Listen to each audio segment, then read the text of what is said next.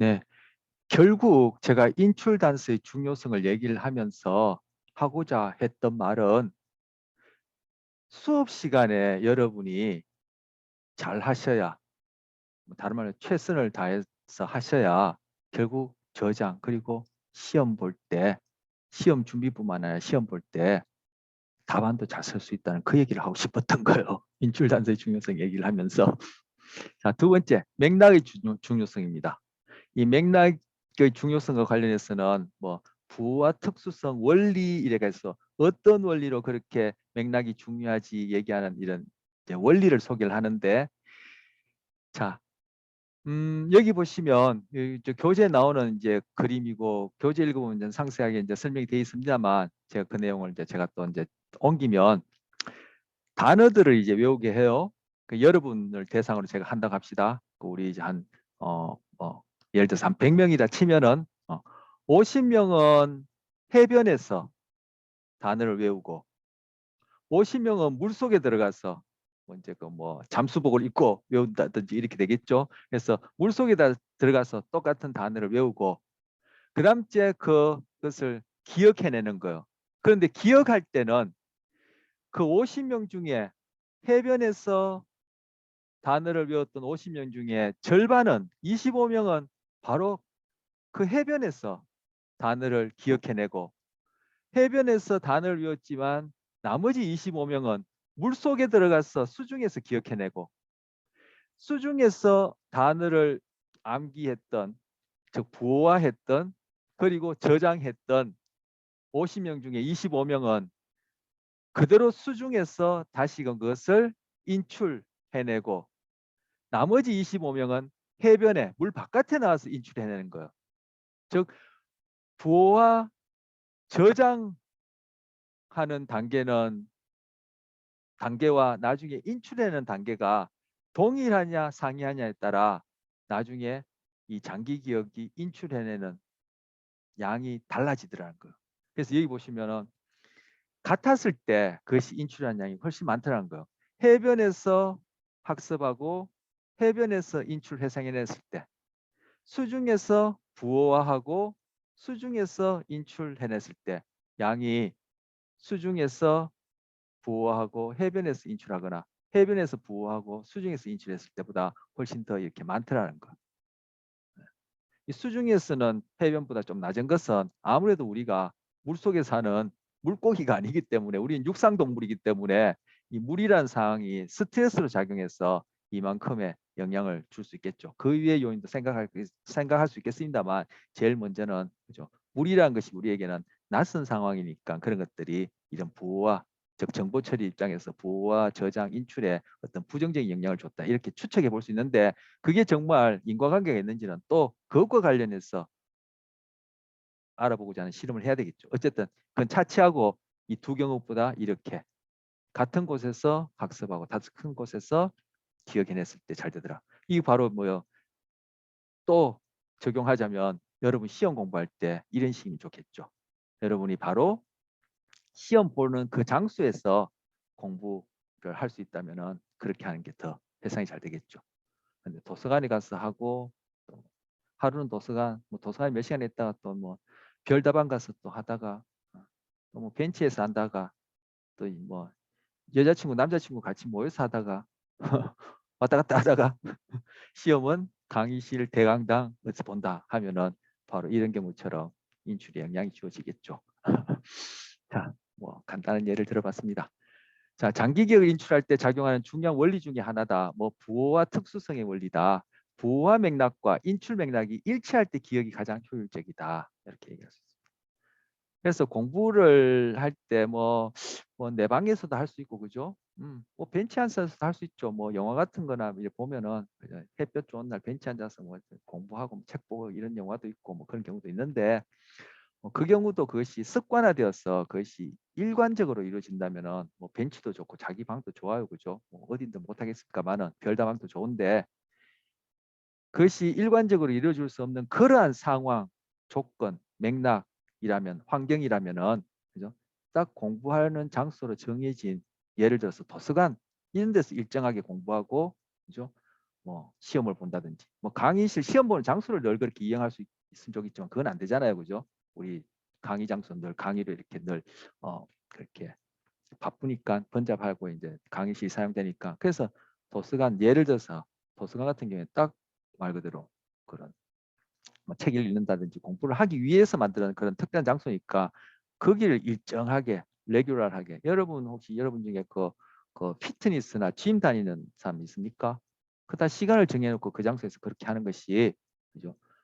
우리 소위 몸과 마음이 별개가 아니라는 얘기 첫 시간부터 강조했지만 뭐 당장에 운동을 하는 그런 경우에도 우리는 몸만을 사용한다 생각하지만 그런 경우에도 그죠 몸과 마음이 뭐 별개가 아닌데 어쨌든 그런 경우에도 딱 시간을 정해 놓고 레귤러하게 그렇게 딱 프로그램들 하는 것이 그런 건강에도 또는 또 몸을 가꾸는데도 모양을 내는데도 그게 중요하다고들 하지 않습니까? 그거 마찬가지로 우리 소위 이렇게 정보 처리라고 얘기하는 그러한 과정에 있어서도 여기서 이제 학습과 기억이 될 텐데 그러한 과정에서도 금방 그런 식으로 일정하게 대표적인 예로 도서관을 이용해서 그렇게 하는 것이 지금 부호와 인출 맥락에서 부호와 특수공 원리 때문에 더 효율적이다 이렇게 얘기할 수 있습니다. 즉 인출이 맥락에서 효율적이라면은 당연히 부호화에 있어서도 그 동일한 또는 유사한 맥락을 사용하는 것이 효율적이라는 얘기인 거죠.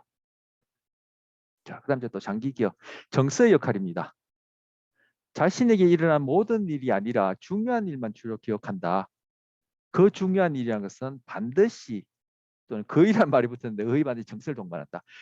여러분 저 앞선 시간에 3장 뇌와 행동 중에 하위 세 번째 주제입니까? 뇌와 정서와 관련해서 그 편도체 역할 우리가 배우는 중에 제가 동영상을 하나 보여드렸잖아요. 마음이라는 그 KBS에서 제작한 스페셜 그 프로그램 중에 마음이라는 동영상에서 그 쥐의 편도체를 제거한 다음에 고양이에게다가 이렇게 대면시키는 그런 장면이 있었죠. 그거 바로 전에 제가 기억하기로는 그 하버드 교수님이었습니까? 그죠? 그 노란 머리, 예, 금발에 이렇게 넥타이 하시고 좀 이렇게 좀 뭐랄까요? 연세 드신 교수님 보고 이쁘게 생겼다 하긴 좀 그런데 하여튼 그런 외모를 가진 교수님이 쭉 얘기하면서 그죠? 편도체가 중요하다. 편도체가 그것이 중요한 정보라고 여겨질 때 그것이 해마에 잘 저장된다. 그런 얘기를 했었죠. 바로 그것과 관련된 얘기예요. 그때 편도체는 불안이라는 정서와 관련해서 얘기를 했지만 결국 불안뿐만 아니라 정서가가 높을수록 그래서 제가 아까 인출 단서 얘기할 때도 예를 들어서 정서적인 정보가 특별하다 뭐 정서적인 정보가 담겨 있다 이런 얘기를 했었는데 전문적인 표현을 용어를 쓰자면 뭐 크게 전문적이지도 않겠습니다만 정서가 즉 정서가가 높을수록 기억이 잘 돼요. 즉 부호도 잘 되고 저장도 잘 되고 인출도 잘 돼요. 앞서 봤던 인출 단서 중요성, 맥락의 중요성 여기에도 정서라는 것이 다 여기에 관여해요. 어떻게 보면 이런 것들도 다 정서와 연결해서 얘기하는 것이 더 수월할지도 몰라요. 지금 해변에서 하느냐 물속에서 하느냐 이런 것들이 정서하고도 무관하지 않거든요. 그런데 여기서 다른 무엇보다도 이 인출 단순히 맥락이니 그 해변에서 하느냐 수중에서 하느냐 뭐 도서관에서 하느냐 어디서 하느냐 이런 것보다도 그죠? 바로 정서가 가장 영향력이 커요. 자, 제가 흔히 드는 예입니다. 여러분 첫 키스 한 거 기억나세요? 기억 안 나는데요. 왜 안 나요? 해본 적이 없어요. 이런 경우를 제외하고 아니면 여러분 군대 갔다 온 학생들 중에 입영하던 첫날 아니면 훈련소 갔던 첫날 기억나세요? 아니면 첫 미팅 했던 기억나세요? 저는 다 기억나거든요. 근데 뭐 제가 늘 수업 시간 이런 얘기 합니다만 제가 최소한 미팅은 2번 이상 해봤거든요. 최소한 2번 해봤거든요. 제 기억이 몇 번 했는지 모르겠지만 근데 두 번째는 기억 하나도 안 나요. 어디서 했는지도 기억 안 나고 뭐 분명히 여자랑 했을 텐데 근데 어떤 여자 전혀 기억 안 나요. 근데 첫 미팅은 생생하게 기억나요. 그 세세한 내용들은 많이 변형이 되었겠지만 하여튼 첫 미팅했던 장소, 어느 학교, 내가 그때 무슨 옷을 입고 갔는지도 기억나요. 장소도 지금 찾아가라면 정확한 그 장소는 못 찾겠지만 대충 그 골목길까지도 제가 기억이 나요. 시간이 그죠, 뭐 20년 이상 지났는데. 그리고 제가 입영했을 때 훈련소 갔던 첫날 기억나. 근데 뭐 군대 하루만 갔다 옵니까? 입영 훈련장에 하루만 있습니까? 그죠? 그 장기간 있는데도 둘째 날, 셋째 날 기억 안 나요. 왜? 첫 번째, 소위 첫 경험이 그렇게 기억이 많아져. 정서가가 그만큼 높기 때문인 거예요. 그래서 이런 정서가가 높기 때문에 기억되었는데 그것이 부적응적인 그러한 상태를 낳은 것이 바로 우리 앞선 시간에 봤던 PTSD예요. PTSD가 왜 그렇게 그죠? 환각망상이라는 그러한 것, 그리고 신체적으로 그러한 비서술적 기억이 그렇게 오래 남아서 안 없어지고 수시로 그렇게 몸으로 인출될까요? 그리고 소위 정신, 마음이라는 이름으로 그러한 것들이 자꾸 발생할까요? 정서가가 높기 때문에. 그래서 정서가 가장 영향력이 커요. 여러분하고 저하고 만나서 지금 학습하는 이런 서술 기억에 정서가를 넣기는 참 쉽지가 않아요. 정서라는 것은 바로 우리 몸을 근거로 하기 때문에 가만히 앉아서 말 그대로 이게 머리만 굴리는 그죠? 이러한 기억, 서술 기억은 그것도 언어적인 이런 기억은 정서가를 동반하기가 쉽지 않아요. 하지만 여러분이 가능한 한 정서가를 동반시키면은 훨씬 기억이 잘 돼요. 어떻게 정서가를 동반시키죠? 제가 정서라는 것은 곧 몸의 상태다. 이렇게 얘기를 할 수 있고 바로 그렇다는 것을 우리 앞서 3장에서 자율신경계 보면서 얘기를 했었어요. 그래서 그때 했던 질문이 슬퍼서 울게 되느냐 울어서 슬프게 되느냐 그 질문을 했던 거예요. 바로 뭐요? 우리가 느끼는 감정이란 것도 그렇고 지금 이 기억의 그러한 장기 기억에 있어서 정서가 하는 역할도 그렇고 바로 정서라는 것은 몸의 상태로부터 시작하고 몸의 상태가 바로 정서의 로 데이터 원자료가 되어지는 거예요. 그 정서가 관여하면은 이러한 서술 기억이 잘 저장되어지고 그걸 전문적인 용어로 응고화라 하거든요. 시멘트가 딱딱이 굳는 것처럼 된다 해서 응고화라는데 잘 저장되어지고 부어도 잘 되고 인출도 잘 돼요. 그리고 그 몸의 상태 정서라는 것이 결국은 내가 언어적으로 자각할 수 있는 서술 형태로 나타나면 그것을 우리는 이제는 더 이상 정서라 부르지 않고 feeling, 감정이라 불러요. 그래서 우리 앞서 했던 그 정서, 슬퍼서 울게 되느냐, 울어서 슬프게 되느냐 할 때, 운다라는 것은 정서, 신체 상태, 이모션에 관한 얘기고, 슬프다라는 것은 바로 감정, 내가 의식적으로, 언어적으로 자각하게 되는 필링을 얘기하는 거예요. 이것 다음 주제, 그죠? 동기할 때, 정서할 때 구체적으로 이후 진도 내용에서 보겠습니다만 그렇게 되어지는데 바로 우리 몸의 상태인 정서가 지금 서술기억의 부호와 저장 인출에도 가장 중요한 역할을 해요. 그런데 지금 여러분하고 저하고 만난 중에 이 정석가를 동반하기가 쉽지 않거든요. 그런데 가능한 정석가를 동반하면 어떻게 해야 된다? 바로 내 몸이 관여할 수 있도록 해야 돼요. 어떻게 합니까? 쓴다든지, 그죠? 자판을 두는 것보다 실제 이렇게 쓴다든지 아니면 여기에 대해서 여러분이 수업 시간에 여러분이 생각하는 것을 질문으로 말해본다든지 실제 말해본다든지 채팅방에 올려본다든지 그리고 그에 대해서 제가 답하는 것에 대해서 이해하고 뭐 제가 얘기한 것이 잘못됐거나 궁금한 점을 또 논의해본다든지 이렇게 하면은 바로 여러분의 몸 상태가 행동이라는 이름으로 관여되기 때문에 훨씬 기억이 잘 돼요.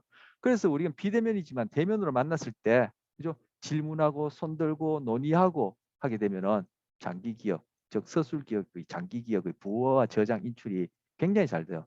그런데 가만히 앉아서 그죠? 그냥 지금 우리 그 주로 수업이 그런 식으로 비대면이든 대면이든 주로 그런 식으로 이루어지죠. 예전 같으면은 교재를 가지고 읽고 판서하고 나름대로 설명하면은 학생들이 알아서 교재 부분에 뭐 노트도 하고 그죠 필기도 하고 하이라이트도 하고 그죠 질문도 하고 이렇게 쓰는데 요즘은 수업이 PPT로 이렇게 쫙, 그죠? 교재 안 봐도 되게끔 쫙 안내해주고 그냥 그것 앉아서 졸졸졸졸 읽는 수업들이 대부분이죠. 정석과는 더욱더 동반 안 돼요. 딱 인지심리학에서 컴퓨터를 모델로 해서 AI가 정보를 부호하고 저장하고 인출하듯이 그런 식으로 우리가 학습을 하고 있다고요. 바로 정서는 그 연급의 자연선택이라는 자연선택을 통한 진화 과정을 통해서 생물학적 시스템을 기반으로 한 우리 몸의 상태를 얘기를 하는 건데 우리는 생활 속에 일상생활 속에서도 그렇고 바로 이런 서술 기억 상황에서도 그렇고 몸은 점점 빠져 있기 때문에 바로 그런 기억들이 기억력이 자꾸 떨어지는 거예요. 저만 하더라도 마찬가지입니다만 제가 예전에 뭐 초등학교 다닐 때는 전화번호를 그래도 꽤 몇 개 외웠거든요. 그때는 핸드폰이 없었으니까 공중전화나 집전화를 썼으니까 외워서 쓰거나 못 외우는 건 수첩에 적어놨단 말이에요. 그래서 자주 하는 거는 10개 이상 외우고 그때 또 뭐 많이 예를 들어서 자기 직업상 그죠? 비즈니스를 그렇게 바쁘게 하는 사람들은 수십 개를 외운단 말이에요.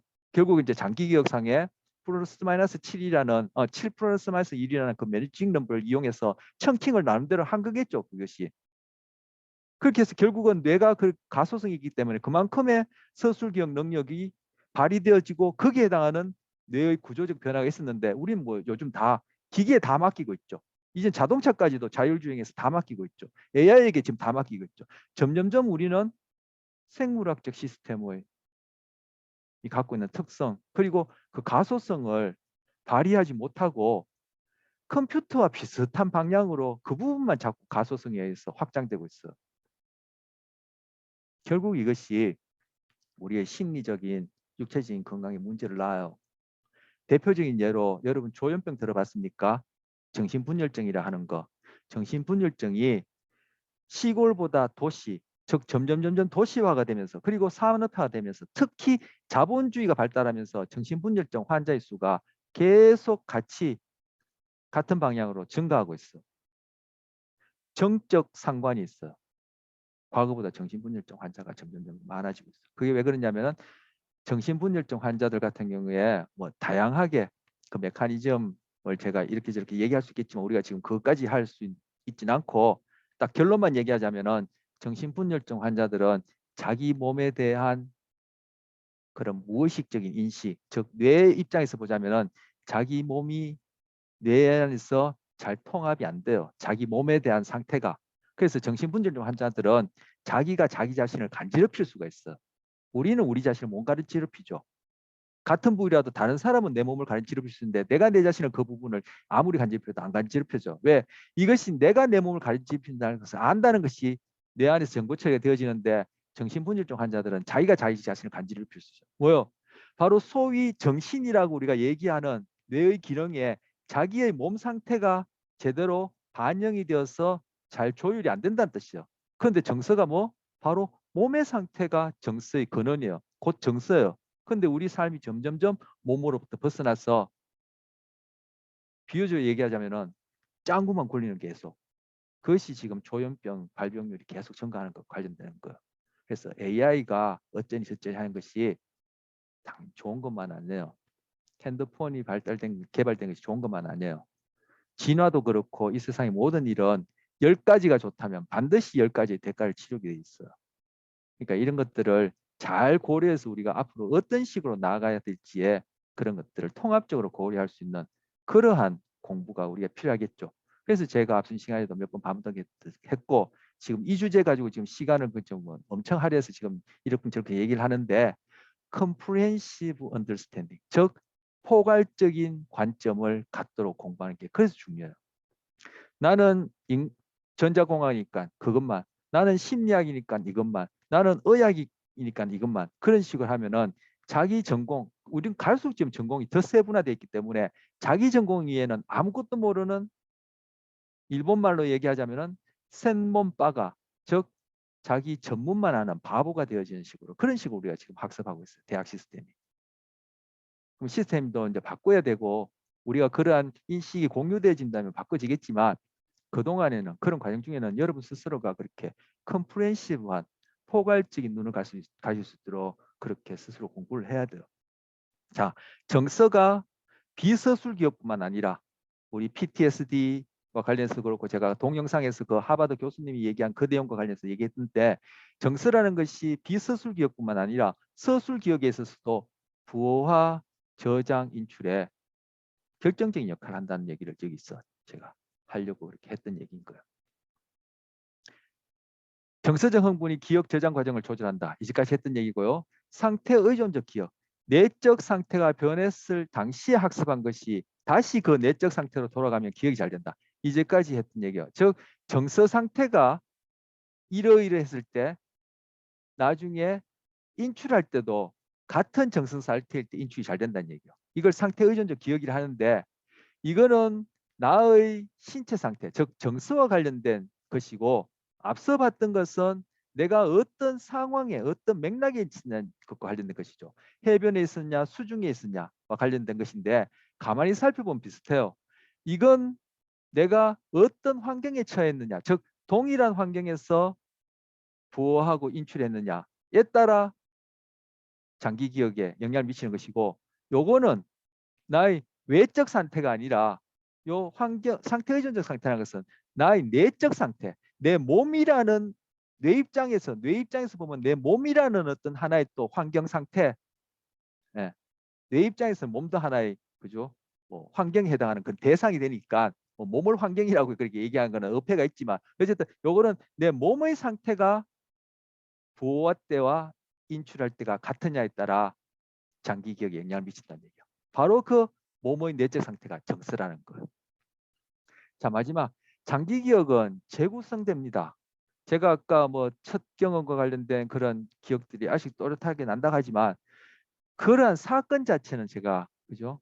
전체적인 사건이나 굵직굵직한 뭐 여학생을 만나서 미팅을 했다. 훈련소에 가서 뭐 첫날 뭐 어떤 그런 참 곤란한 일을 겪었다. 뭐 이런 것도 기억하지만 그 안에 있던 세세한 내용들은 조금씩 계속 재구성된다는 거예요. 그래서 여기서 중요한 뼈대만 잊혀지지 않고 있지만 사소한 부분들은 계속 재구성되어져요. 자, 그래서 이러한 재구성되어지기 때문에 우리는 있는 그대로 보는 것이 아니라 자기 방식대로 본다. 이런 얘기 제가 감각과 지각에서 누차 했었죠. 그런데 우리는 바로 그러한 그 기본적인 어떤 원리랄까요? 그것이 그대로 기억을 하고 학습하는데도 우리는 있는 그대로 기억하는 것이 아니라 그때 자기에게 주어진 외부 환경, 아까 이 외부 환경 여기서는 이제 해변과 수중 상태를 이제 예를 들었는데 외부 환경이나 나의 내적 상태, 정서 상태에 따라 그 내용들이 기억되는 거예요. 그래서 있는 그대로 그죠? 뭐 도장 찍듯이 즉 복사하듯이 뭐 붕어빵 찍어내듯이 그대로 우리가 장기 기억을 하는 것이 아니라 우리는 있는 그대로 기억하는 것이 아니라 자기의 내적 상태와 자기가 처한 맥락에 따라 그 기억들을 계속 재구성해 나가요. 그러다 보면 이것이 재구성이 많이 일어날수록 즉 시간이 지날수록 재구성이 많이 일어나겠죠. 우리는 끊임없이 돌아가실 때까지 끊임없이 변하는 환경에 노출되어서 경험하고 나의 몸 상태라는 것은 끊임없이 변하니까 그럼 시간이 지날수록 이 장기 기억은 계속 재구성되어서 나중에 지나서 보면은 그 기억들이 엉터리인 것이 대부분인 경우가 있어요. 물론 그러한 사건이 있었다는 것은 사실이지만 그것이 우리가 갖고 있는 서술 기억의 내용이에요. 그리고 그 서술 기억의 내용이 뭐? 자기한테 유리하게끔 그렇게 자꾸 재구성되기 때문에 제가 마이클 셔머의 자기 기만의 패턴이라는 것을 감각 기억할 때, 감각 지각할 때 기억이 아니라 그때도 얘기했고 보라고 했던 거. 안 본 사람은 꼭 한번 보세요. 자, 그다음 목적과 정언과 오정복이야. 좀 전에 얘기했죠. 이것이 내가 재판정에 정인으로 나섰어요. 정인으로 나서서 내가 목격했다라고 해서 증언을 하는데 그것이 정석가가 높겠죠. 뭐 재판장에 섰을 때 증언하는 내용이라는 것은 우리 평상시에 일상적으로 겪는 그런 내용들은 아니니까 경험은 아니니까 정석가가 높겠지만 그래서 그 사실 자체는 정말 너무 또렷하게 기억하고 있다고 하지만 그 안에 구체적인 내용들은 그죠? 변호사가 어떻게 묻느냐, 검사가 어떻게 질문하느냐, 그리고 그때 내가 어떤 상황에 처했느냐. 뭐 구체적인 예로 상황 중에서 어떤 위협이 주어진다든지 어떤 스트레스를 받는다든지 나의 어떤 손해 이익과 관련되는 어떤 그러한 문제가 끼인다든지 아니면 정수와 관련해서 내 내적 상태, 몸 상태가 어떠냐에 따라 그 증언은 수시로 변할 수 있어요. 그래서 장기 기억이 왜곡되기 때문에 이런 현상이 나타난다는 거예요. 장기 기억의 재구성적 특성 때문에 조금 전에 봤듯이 그렇게 계속 끊임없이 재구성되기 때문에 기억이 왜곡이 생길 뿐만 아니라 잘못된 기억을 그죠? 누군가 의도적으로 심어 넣기도 하는데 그것이 바로 좀 전에 얘기했듯이 바로 법정에서 증인한테 검사나 변호사가 유도 질문하는 거.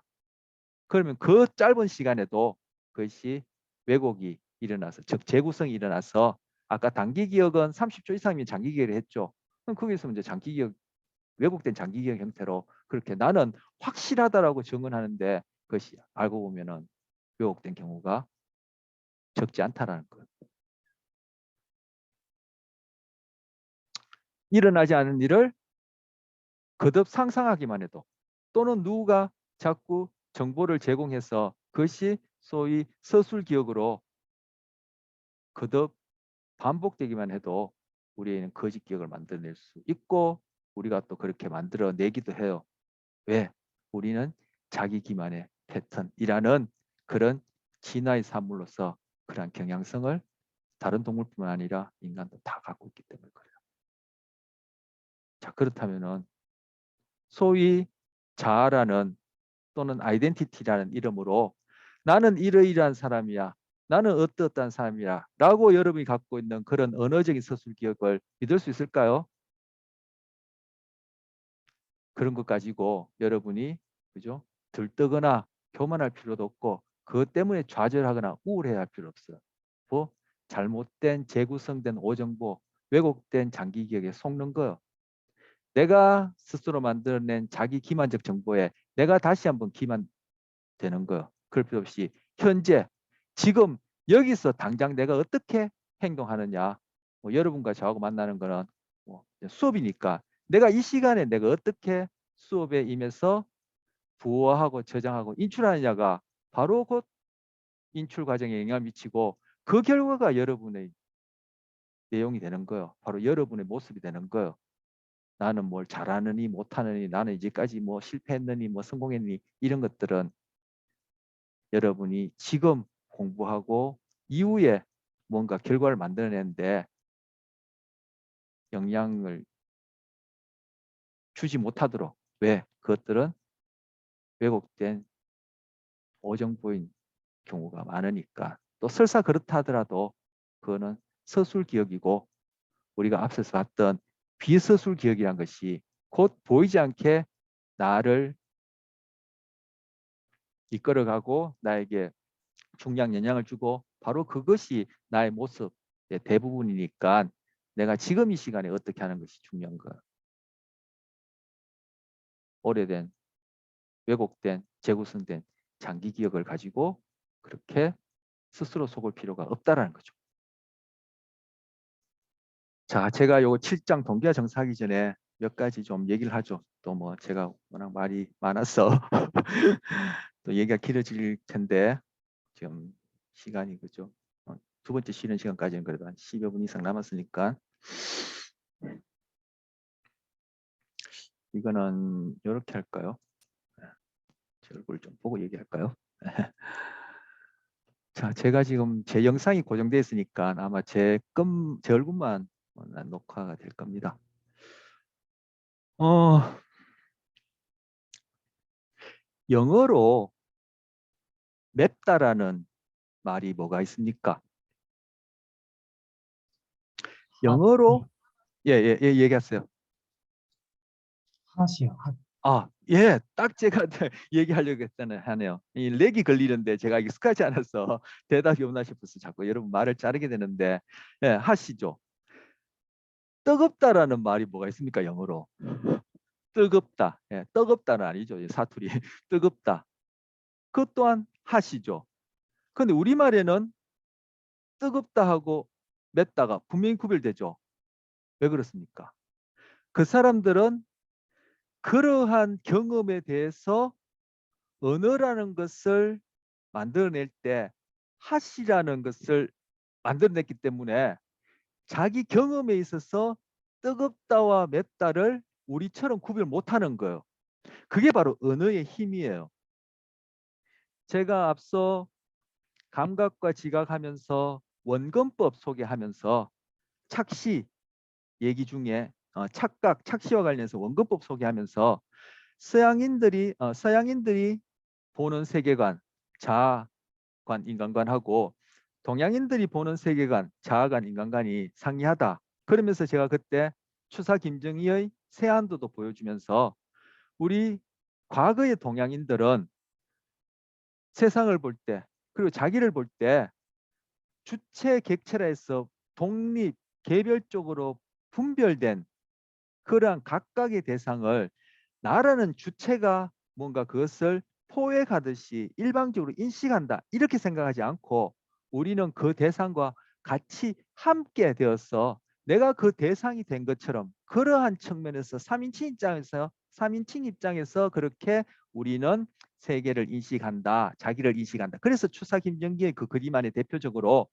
그 집의 그림이 어느 방향에서도 보여질 수 있는 그러한 형태의 집을 그렸기 때문에 현재 여러분이나 저나 이 서양의 그러한 세계관 교육을 부지불식간에 받는 중에 그러한 것에 의해서 가소성으로 의해서 우리의 신경계가 그게 맞게끔 변하고 그로 인해서 우리가 지각 또는 감각한다는 기능이 변해서 추사 김정희의 그림이 오히려 낯설고 그죠? 그런 원근법이 딱 갖춰진 것이 더 익숙하게 보인다 이런 얘기를 했었어.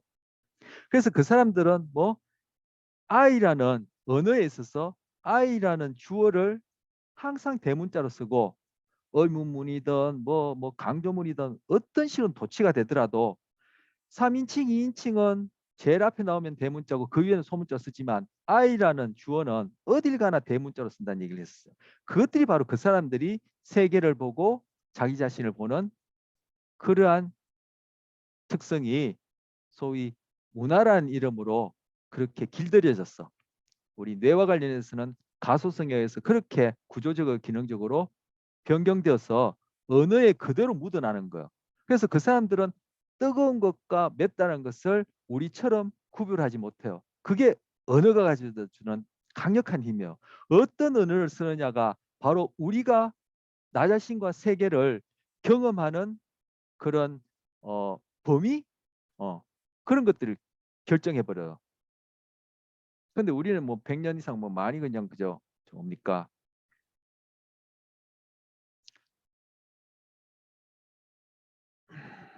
잠시만요. 예. 우리는 뭐 현재 여러분도 저도 그렇고 부지불식간에 그런 서양 교육, 어, 서양 문물이 들어오고 하면서 그런 문화에 익숙해져서 이제 뭐 저희도 크게 다르지 않는 그런 식의 이제 세계관, 언어를 사용하고 있는데 그래도 여전히 그런 수천 년에 걸친 뭐 수만 년에 걸친 그런 더 긴 시간 동안 이 동양의 어떤 그러한 세계관, 인식관 그런 것들이 우리한테 문화라는 이름으로 저변에 깔려 있기 때문에 우리는 또 서양과 다른 그러한 어떤 그런 감각 지각 그리고 세계관, 언어를 쓰는 인간관 그리고 언어를 쓰는 그러한 형태가 좀 구별되죠. 그래서 제가 그때도 얘기했지만 우리는 뭐 그때도 똑같은 예를 들자면은 짜장면 가서 짜장면 집에 가서 앉으면은 야 나는 짬뽕 난 짜장면 난 탕수육 하면은 그 영어로 번역하면은 I am 짬뽕 나는 짬뽕이다 나는 탕수육이다 이런 의미가 되거든요. 근데 그네들은 서양인들은 전혀 그런 식의 표현을 못해요. 딱 주어 동사 목적어 해가지고 부사 넣고 딱딱딱딱 그렇게 꼭 컴퓨터가 정보 처리하듯이 그런 식으로 사용하기 때문에 바로 그네들의 그런 특성이 언어를 굉장히 중요시 여기고 언어와 관련된 서술기억, 즉 관념을 굉장히 중요시 여기고 그것이 바로 존재의 실체라고 여기고 그것이 바로 서양의 종교 그리고 플라톤의 이데아 사상이 되었고 그것이 현재 인공지능이라는 이름으로 구현될 때 바로 인간의 그런 생물학적 특성은 상대적으로 배제되고 관념적인 즉 논리적인 언어적인 그런 정보 처리가 구현되어 있고 그런 구현을 하게끔 그 사람들이 그렇게 특화되어 있다. 우리보다 더 전문적으로 그렇게 자연스럽게 무난한 이름으로 길들여져 있기 때문에 그런 것들이 구현되었다. 이렇게 볼 수 있는 거예요. 자, 지금 언어와 관련해서 좀 얘기를 하고 있습니다. 자, 달린다라는 말이 있어요. 우리 달리기 달린다. 그럼 달린다는 말이 있으면 그 달린다는 것에 대한 실제가 무엇입니까? 달린다는 것이 달린다라는 것이 다리에 있습니까? 발바닥에 있습니까? 아니면 달리고 있는 그 길 위에 있습니까? 아니면 제 몸 전체에 있습니까? 달리면 뭐 이 종아리 근육에 달려 있습니까? 아니죠. 달린다라는 기능은 어느 곳에도 없어요. 그 달린다는 어떤 실체를 어떤 그 좀 전에 얘기한 그런 관념론적 입장에서 어떤 그런 리얼리티를 찾을 수가 없어요. 그런데 이 달린다. 아까 앞서 뭐 정서와 관련해서 뭐 느끼는 얘기, 뭐 여러 가지 학습, 기억 이렇게 얘기를 했는데 그런 것들, 감각, 지각 이런 것들, 정서, 학습, 기억 이런 것들은 다 기능에 관한 얘기예요. 즉 현상학적인 어떤 것들이에요. 그런데 그러한 현상학에 대해서 이름이 붙으면 그것이 꼭 리얼리티로 존재하는 것처럼 이렇게 관념론자들은 생각하는 경향성이 있어요. 그래서 우리가 리베스 실험을 봤을 리베스 자유의지 실험에서도 자유의지라는 것이 뭔가 있었어. 자유의지라는 것은 하나의 현상 기능에 붙인 말인데 그런 이름이 있으면은 거기에 해당하는 실제 리얼리티가 있어서 그것이 행동을 일으키는 원인처럼 이렇게 생각하는 경향성이 있단 말이에요. 그런 서양인들의 그런 사고에 있어서 그것이 바로 플라톤의 이데아 관념이 실체다. 실제다. 그것이 정말 존재하는 것이다. 이렇게 생각하는 경향성 때문에 그런 식으로 정신이 결국 행동의 원인이다. 이렇게 생각하는 경향성이 있단 말이에요. 그러면서 그 사람들은 명사를 주로 사용해요. 그래서 여러분도 기억해 보면 그렇겠고 여러분 저 꼬마들 뭐 그런 유치원이나 이런 데서 처음 영어 배우는 애들 그 영어책 가져와서 보세요. 요즘은 문장으로 이렇게 뭐 곧장 회화로 들어가지만 그래도 여러분도 지금 뭐 여러 가지 영어 관련해서 그런 뭐 수업 준비를 한다거나 뭐 하는 거 보면은 보캐블리라 해서 보캐블리 뭐 몇만 이렇게 해서 단어를 많이 명사를 주로 많이 외우죠. 그래서 서양 특히 영어를 쓰는 경우에 그 영어를 사용하는 그 네이티브들이 애들한테 처음 말을 가르칠 때 보면은 명사부터 가르쳐요. 그 명사를 쭉 가르쳐요.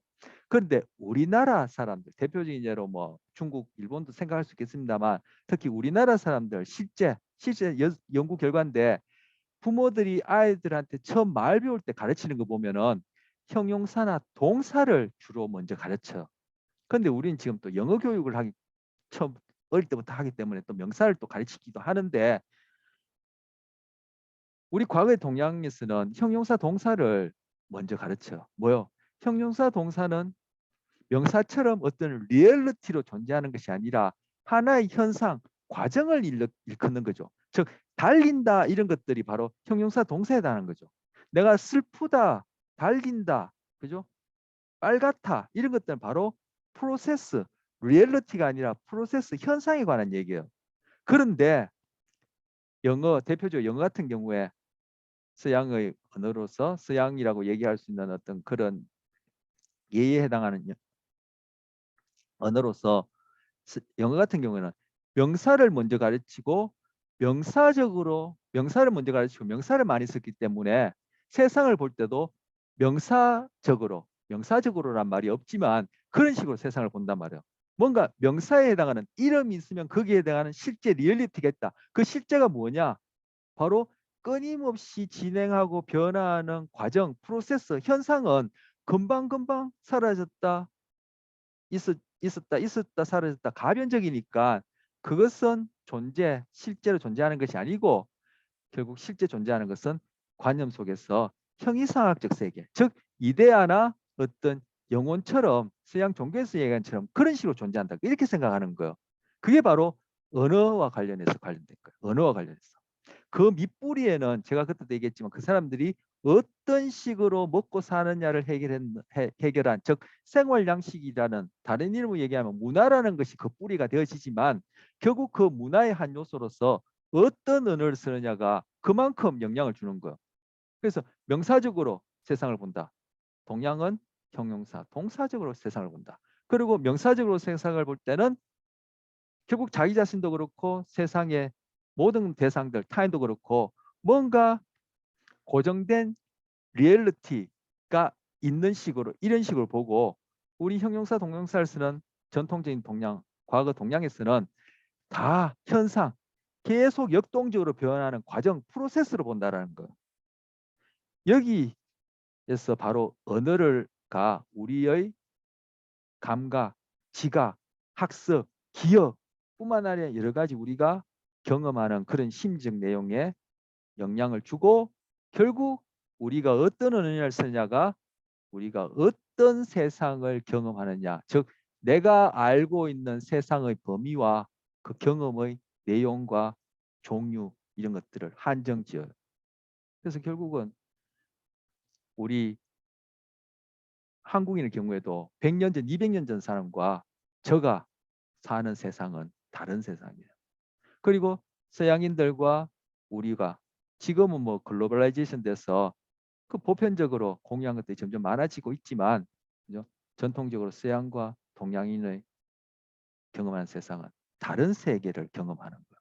그런데 우리만 하더라도 이제 앞으로 인공지능이라 해서 아까 제가 인공지능과 관련해서 인지심리학의 정보처리 관점과 관련해서 정확하게 얘기 드렸는데 그런 식으로 가속화된다면은 현재 저와 아니면 제가 여러분보다 더 한참 더 오래 살았으니까 제가 10년, 20년에 제가 경험하던 세상과 앞으로 20, 30년 지나서 인공지능이 어떻게 발달할지 모르지만 우리가 그런 SF 영화에서 보는 것처럼 그런 세상이 된다면은 저는 또 다른 세상을 경험하게 되는 거예요.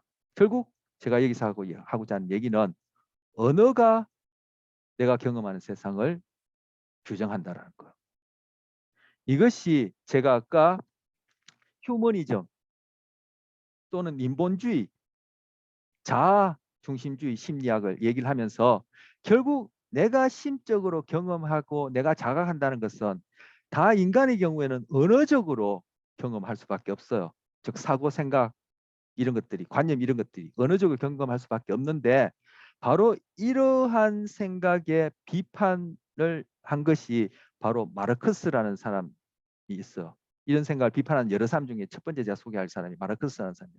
막스의 자본론이라는 책으로 유명한데 막스가 뭐라 했냐면은 너네가 지금 생각하는 것은 바로 너가 주체적으로 소위 너의 생각이 아니라 너가 속한 그 시대의 그 계급의 어떤 하나의 오피니언을 대변할 뿐이다. 이렇게 얘기를 하는 거. 그게 마르크스가 얘기하는 유물론이에요. 그리고 니체란 사람이 너네가 지금 갖고 있는 그런 가치 판단과 사고의 내용이라는 것은 바로 종교란 이름으로 주어진 그러한 도덕 그것에 따라가는 노예일 뿐이다. 그래서 그러한 노예 사상에서 노예 상태에서 벗어나서 초인이 되어라 이렇게 얘기한 사람이 니체예요. 그리고 프로이드가 너네가 알고 있는 그 너 자신 소위 자아란 이름으로 결국 언어적 서술 기억이라는 이름으로 알고 있는 너는 너의 일부분 빙산의 일각일 뿐이다. 너가 주체라고 생각하고 너가 한다라고 생각하고 나라고 생각하는 그 소위 언어적 자아는 그것은 병신의 일각일 뿐이고 결국 너 자신은 그 수면 밑에 그 크기와 범위가 얼마인지도 모르는 그런 무의식이 결국은 너의 본질이다. 이렇게 이야기한 것이 프로이드예요. 그리고 소시르라는 언어학자는 우리가 쓰는 언어라는 것은 실제 그 대상을 일컫는 것이 아니라 우리 관념 속에서 그리고 우리 인간들이 모여있는 사회 집단 내에서 arbitrary가 무슨 뜻이죠? 무작위적으로 어떤 규칙이나 원리도 없고 그냥 내키는 대로 어떻게 그렇게 이름 붙여져서 약속되어진 것이지 그 언어 자체가 어떤 대상에 해당하는 것이 아니다. 이런 얘기를 한 사람입니다. 이것 다 뭐요? 인본주의, 휴머니즘, 자아중심적인 어떤 그러한 어, 어, 세계관, 인간관, 바로 우리 앞서 봤던 심리학파와 관련해서는 바로 현상학적 접근을 비판하는 것들이에요. 이것이 20세기, 즉 1800년 이후부터 해서 지금까지 끊임없이 플라톤의 세계관과 서양 종교관을 비판해오고 있는 현재 철학이고 인간관이고 세계관이에요. 심리학에서도 이런 논의가 계속 끊임없이 되고 있어요.